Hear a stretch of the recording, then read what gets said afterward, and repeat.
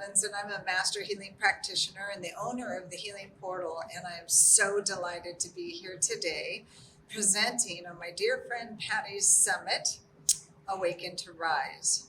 And today I'll be presenting creating sacred space. I have been a healing practitioner for 20 years. I'm also a mentor, teacher, and a purveyor of jewelry and crystals and spiritual tools. My goal as the founder, or goddess in charge, as I like to say, is to create a community of people who are interested in doing healing, exploring a spiritual path, looking for knowledge, wisdom, and I also call in lots of different people to be able to share their gifts. As the Healing Portal enters our next stage of evolution, my team and I have a goal to reach even beyond our geographic location and achieve a more global approach. My vision for this next year is to create even more content that's available to everyone all over the planet. When Patty and I were talking about her summit and she was looking for tools or rituals that would help women all over the world, I have many offerings to choose from, but the one that came up for me was to create something that's so basic and needed, creating sacred space. And so that's what I'm going to present today. So why do we need sacred space? Well, let's face it, our day-to-day out in the world can be hectic, stressful, ungrounding, and possibly even embattling. So we need a space that we can return to, rest, reboot, recharge, and reconnect with our divinity, our light. Our personal space, whether it's our home, our office, our yard, or a bedroom, needs to be cleared frequently. It collects congested energy. Their negative energy sometimes come through. We need to make sure that we clear our spaces frequently. So sacred space can be anything. It can be your home, your office, your yard, your bedroom, and don't forget your own energy field. It's very important to keep all of those clear and protected and cleaned out of dense energies and uplifted so that you can connect more fully with your spirit and receive information. So here's a little of what you can expect to hear about. We'll talk about cleansing the space. You may be familiar with sage and Palo Santo. We'll talk about how to use those properly along with some other ways. Then we'll talk about up-leveling the space once it's cleared. And then we'll move on to protecting the space. And I use lots of crystals for that, but I'll tell you other ways that you can do so. And then finally, we'll touch on living in reciprocity. So the first step to creating sacred space is to clear your space, wherever it is, whether it's at your home or your office or your outdoors or your energy field. And the best known way to do that is sage. And we can talk a little bit about how best to do that. Always get your sage from a very reliable supplier.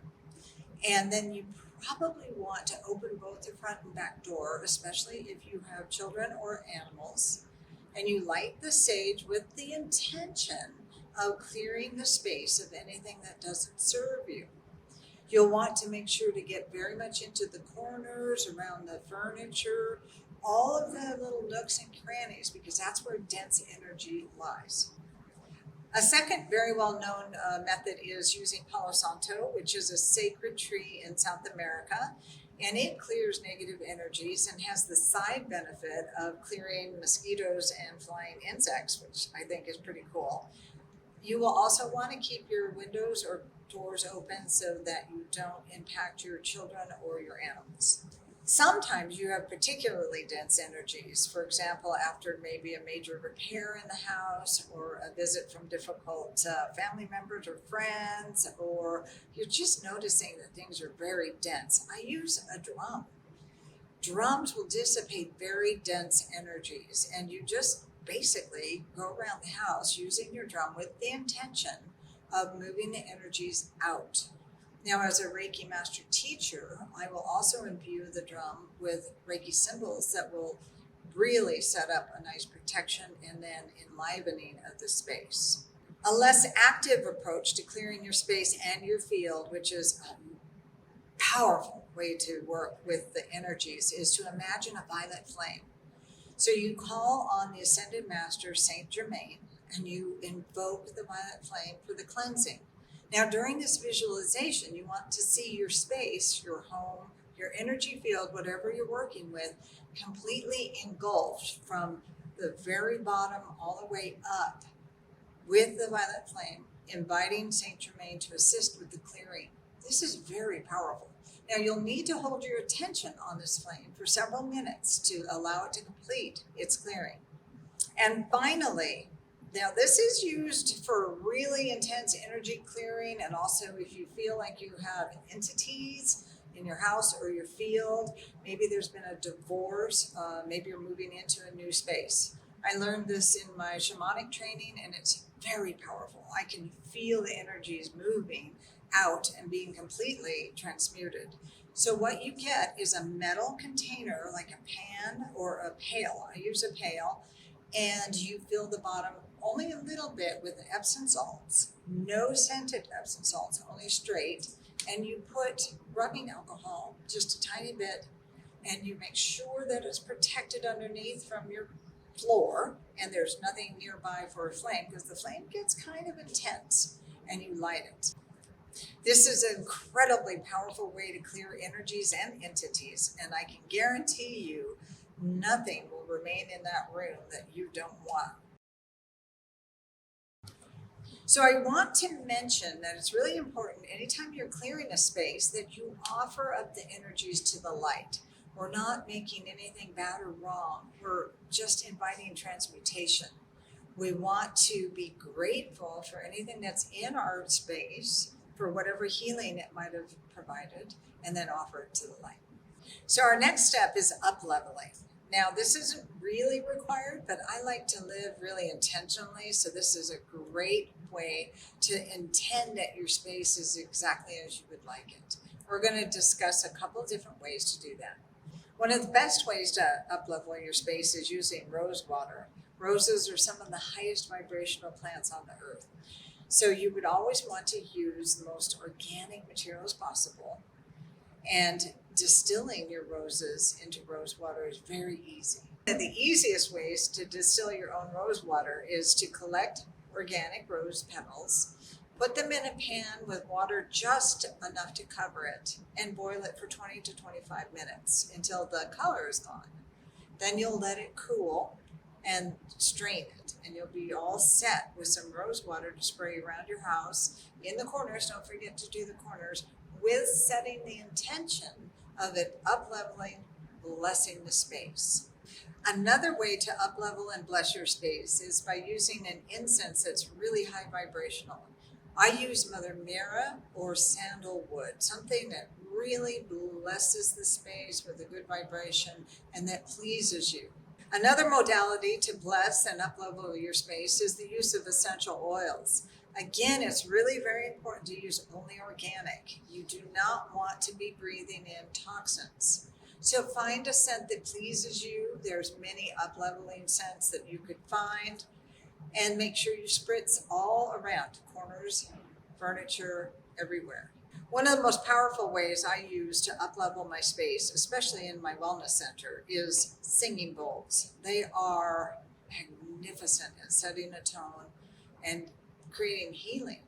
So they're not really that expensive, but I highly recommend finding one, again, that pleases you. And after clearing your space, you can use it to up-level and bless.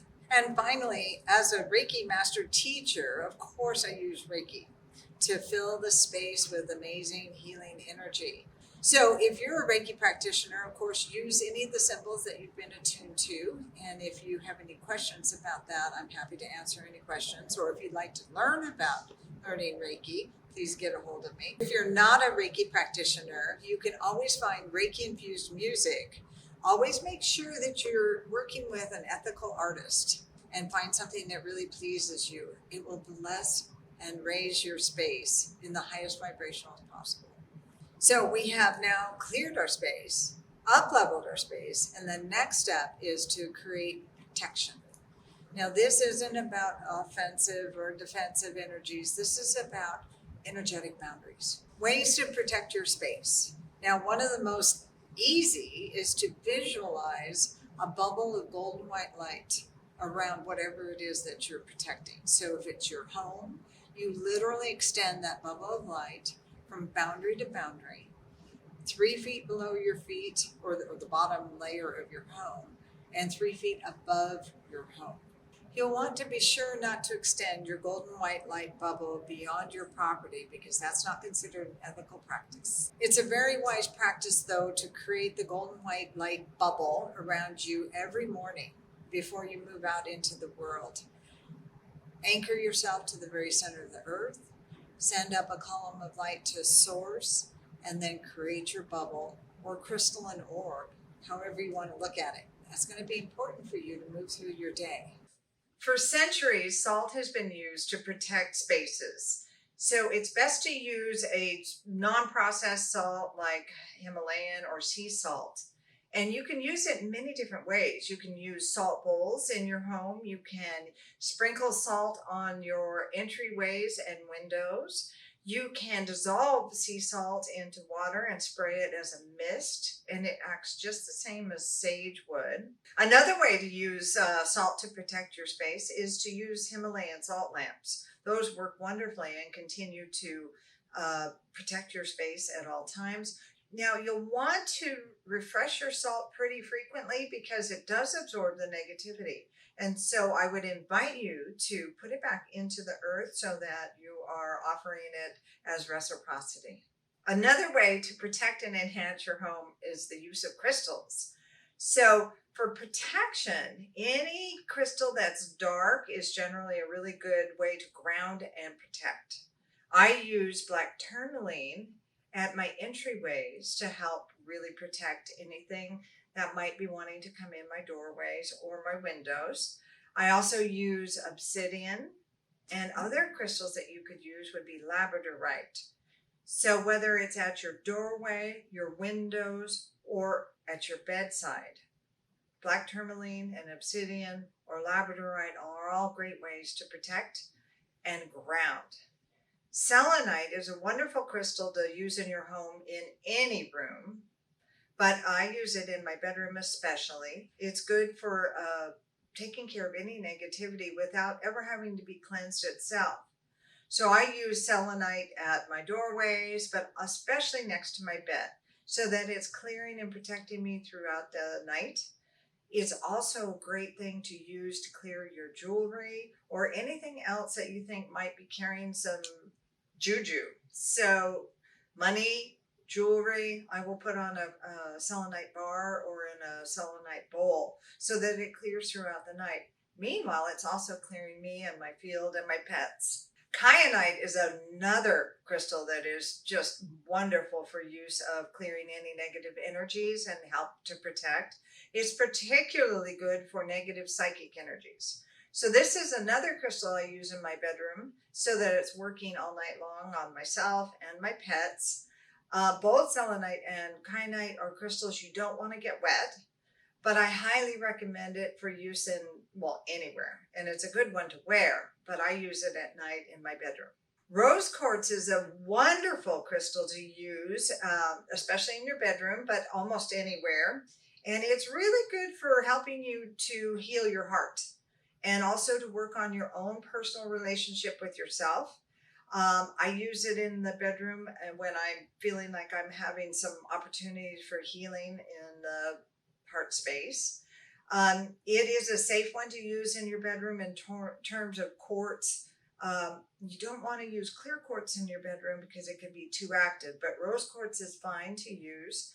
And anytime you want some relationship healing, including yourself, I highly recommend rose quartz. There are so many different kinds of crystals that you can use for a variety of different reasons and opportunities. Lepidolite is really good for calming, but if you're looking to spice up your sex life, I recommend carnelian. Not only is carnelian great for spicing up your sex life, it's a great crystal to use to increase your creativity. So in creating sacred space and maintaining it, another thought to keep in mind is reciprocity. And what does that mean? That means living in gratitude. That means being in acknowledgement of the gifts that are offered to us through nature, through Gaia. And it's really very important to just be in gratitude. Offer a little of your meal up to Gaia.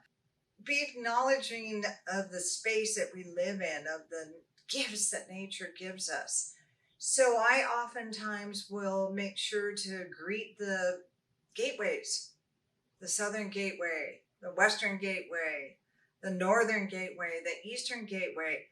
I thank the compassionate helping spirits that are unseen and yet there in every step of my day. Be sure that you take a moment and just be present to what is and be thankful. Offer up a flower to Buddha. Offer up a thank you to Jesus. They're all incredibly helpful spirits that are helping us, the divine masters. Nature is a divine master. Gaia is divine mistress. Be in gratitude. It will come back to you so many times in so many blessings. In closing, I want to just say that I've only covered a few of the ways that you can clear, enhance, and protect your space, but this should make it easy for you to at least get started. I want to thank the folks at Awaken to Rise for giving me this opportunity to share with you. And I also want to mention that keep your eyes on healingportal.net for any fun offerings that are coming up in the next little while. And also, I am offering the audience here 15% off on any of the healing sessions or products that are on my website, just as a thank you for spending time with me today. So I want to thank my friend Patty for giving me this opportunity to share with you. And if you'd like to get to know me or what I do or find out more about how to enhance your life in a metaphysical, magical way, my email is kelly@healingportal.net, and my name is spelled Kelle. You can find me on healingportal.net. I'm also on Instagram, TikTok, and Facebook. And I really look forward to connecting with you further.